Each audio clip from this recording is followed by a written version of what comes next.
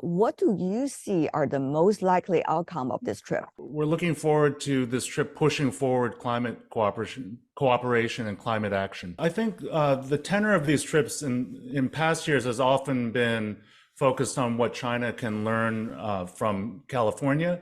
I think that still remains the case, but we are at a stage in which there are experiences from China that are worth taking a look at. I think the trip to Shenzhen to look at how they move to 100% electric buses will be interesting to see how they finance those buses and operate the system to keep them all charged. And offshore wind is an area where China has occupies about 50% of the capacity globally. And so that's really an area to see how has China done so much so quickly. He's right to focus on climate change cooperation. No other state in the U.S. has as much in common with China geographically. No other state faces climate change risks on nearly the same order of magnitude or on the same ocean. I would disagree with Alex a little bit. I would say that China has surged much more ahead of other countries in terms of dealing and confronting with climate change in very effective ways. And I think California has a lot more to learn from China than it realizes.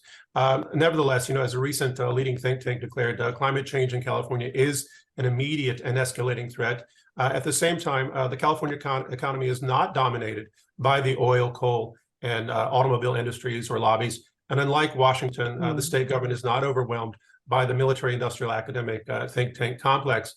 Rather, California is driven by technology, agriculture, and entertainment. And each of these sectors wants to continue to trade with China and to sustain those relations. Now, one can imagine that Newsom has had numerous conversations with key business leaders in his state, including the head of Apple and other major firms, who've also come to China to try to improve ties on many occasions.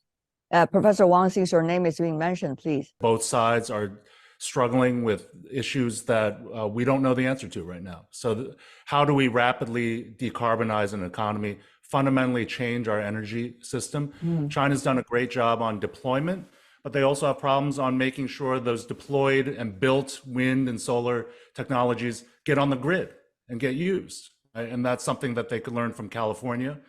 There are very great challenges with how do you balance all of the different interests, environmental, economic, biodiversity, pollution, lots of different interests that require robust participatory processes and transparency.